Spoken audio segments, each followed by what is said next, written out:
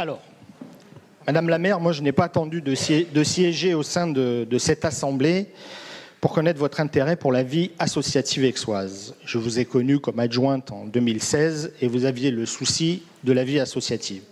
Et votre longue présence hier soir auprès des habitants du JAS pour fêter le nouvel agrément du centre social en était encore la preuve. C'est pourquoi je vais vous faire part de notre étonnement sur le sujet de la vie associative. Alors, sur la charte en elle-même, il n'y a rien de particulier à dire, puisqu'il est tout à fait normal que des associations qui reçoivent des financements publics les utilisent à ce but et qu'on fasse aussi état de qui finance. Rien que de très courant. En revanche, sur le partenariat avec l'organisme Hello-Asso, la délibération insiste pour dire que cela ne coûtera rien à la ville et que Hello-Asso ne ponctionnera pas les associations qui les solliciteront pour un accompagnement que cet organisme qui vit des cotisations de ses membres, de ses adhérents. Donc, je pense qu'Hello-Asso incitera les associations aixoises à adhérer pour être accompagnées. On pourrait se dire ça ne représente pas de coûts supplémentaires pour la ville.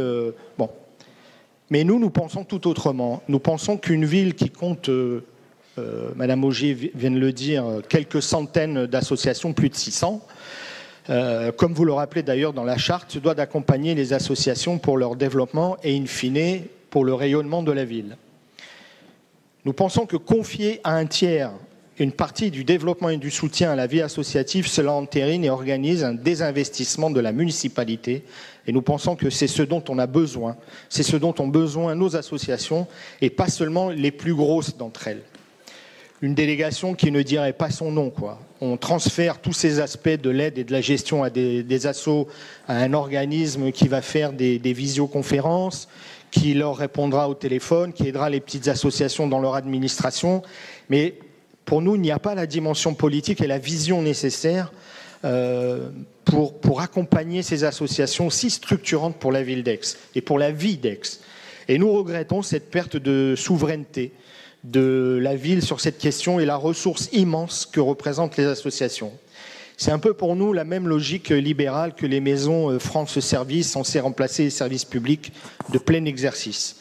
Nous pensons tout le contraire, qu'il y a lieu de créer une délégation politique à l'accompagnement des associations, être tous les jours avec elles, les écouter et les accompagner au sein d'un service délégué.